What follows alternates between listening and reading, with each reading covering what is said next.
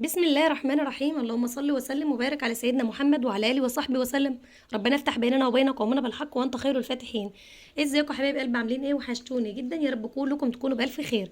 النهارده جايه لكم فيديو مختلف ان شاء الله باذن الله يعجبكم. حبيبتي يلا بقى هاتي لي ابنك وتعالي معايا كده واسمعي معانا الفيديو الجميل ان شاء الله باذن الله يعجبكم. الاول حاجه خالص انا عايزه الطفل اللي موجود معايا دلوقتي يكون عارف الحروف وعارف كتابه الحروف بطريقه صحيحه علشان نعلمه بعد كده مخارج الحروف. اول حاجه في حروف متشابهه في النطق، وفي حروف متشابهه في الكتابه، وفي حروف مفخمه، وفي حروف هنوريكم كل حاجه دلوقتي معايا في الفيديو ان شاء الله. اول حاجه عنده الحروف اللثويه. الحروف اللثويه لو لاحظتم انا خرجت لساني حروف لثويه. مخارجها منين؟ من على طرف السنان، من عند طرف اللسان. سناني تمسك لساني. التكه ثاء ذال ظاء. دي الحروف اللثويه اللي معايا الثلاثه. الحروف اللثويه ثلاثه: ثاء ذال ظاء، ثاء ذال ظاء. لازم يبقى عارفهم في النطق علشان يعرف يفرق ما بينهم. لما تقابلني كلمه فيها حرف الثاء الطفل ما بقاش عارف هي ديت ثاء ولا سين، فعلشان كده لما انا اخرج لساني اقول له ثاء هيعرف ان ده حرف الثاء اللي هو احنا كنا بنقول عليه ايه؟ عليها 3 نقط، طبقوا عليه 3 نقط، ده حرف الثاء. لكن بقول له سين، سين عاديه خالص، هيعرف ان ده حرف السين. يبقى الحروف اللثويه الثاء والذال والظاء. سناني تمسك لساني، ثاء ذال ظاء. تمام. طيب بعد ما خلاص الطفل عرف الحروف اللثويه ابدا ان انا اكتبها له كده في صفحه زي ما متعودين ان احنا بنكتب الف باء تاء، ونسطر للطفل ونخليه يكتبهم لحد ما يحفظهم.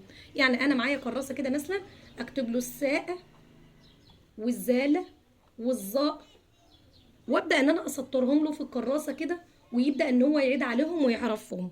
واكتب له كده فوق الحروف اللثويه، فوق في الكراسه كده من فوق اكتب له الحروف اللثويه ثاء ذال ظاء، ويبدا ان هو ينزل بالحروف يكتب ثاء ذال ظاء، ثاء ذال ظاء. هنلاقي الطفل حفظهم معانا ان شاء الله باذن الله. تاني حاجه معايا حروف مفخمه. ايه هي الحروف المفخمه؟ الحروف المفخمه اللي هي بتنطق بصوت غليظ، بطخن صوتي كده فيها، بخلي بقه كلاته يبقى مليان بالكلمه. الحروف المفخمه مجموعه في كلمه في حروف خص ضغط قز. خص ضغط قز اللي هي حرف الخاء.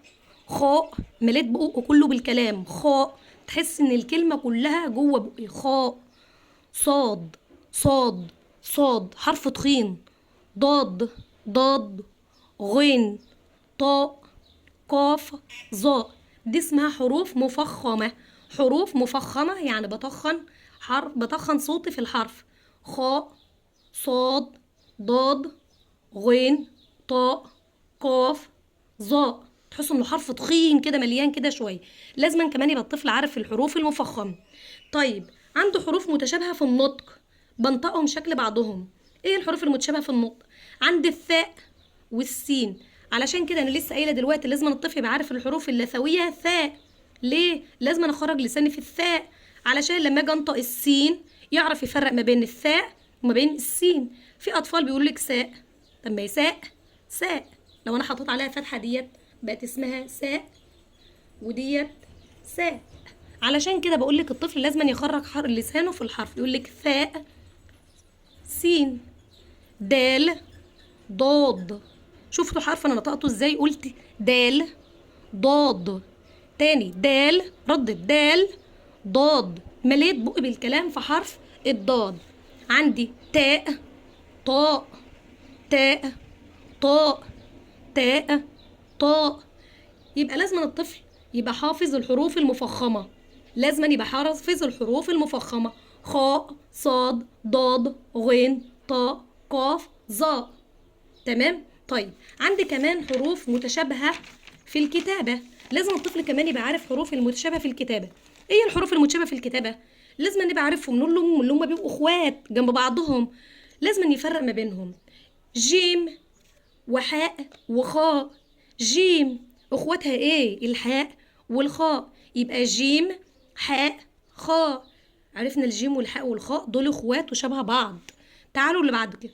دال ذال، اخرج لساني في الذال، انا لسه قايله الذال حرف مين الشاطر اللي هيفتكر معايا الذال من الحروف اللثوية؟ برافو، يبقى دال ذال دال ذال.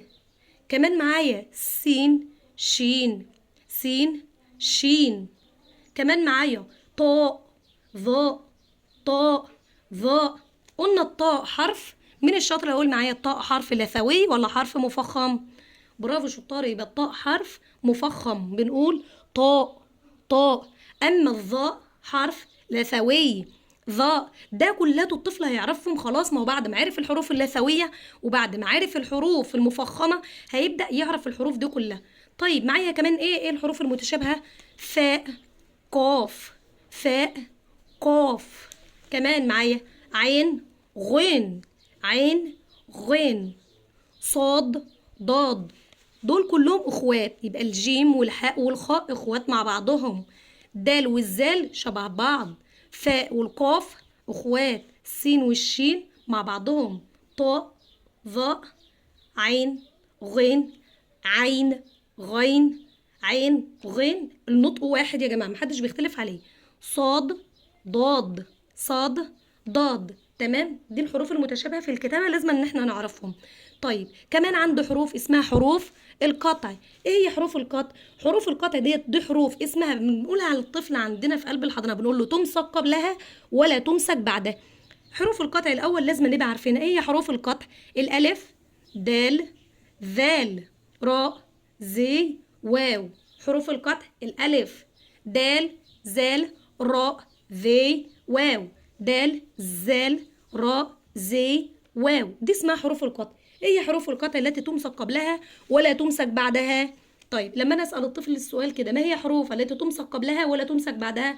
على طول الطفل يقول لي حروف القطع. يعني ايه تمسك قبلها ولا تمسك بعدها؟ يعني الحرف اللي بيجي قبلها بمسكه مع بعض. معايا الدال ينفع احط قبلها مد، ميم بقت اسمها مد، مسكت قبلها.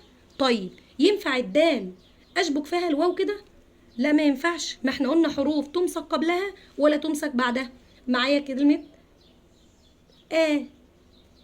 هنحط قبلها مثلا ك ك. طيب ينفع الألف أشبك فيها الواو كده؟ تنقرأ؟ لا ما تنقرأش، لأن ديت بدأت بالهمزة ما ينقرأش. خلاص، يبقى حروف القطع تمسك قبلها ولا تمسك بعدها. وبكده يبقى احنا عرفنا مع بعضنا ايه الحروف اللثوية والحروف المتشابهة في الكتابة والحروف المفخمة والحروف القطع، وكمان عرفنا الحروف المتشابهة في النطق. الطفل لازم يبقى معارف معايا الحروف دي قبل ما يخش على الهجاء اللي هو المد، اللي هو حركة الفتح وحركة الكسر وحركة الضم، علشان لما تقابله حاجة من الحروف ديت يعرف يخرج الحرف كويس قوي.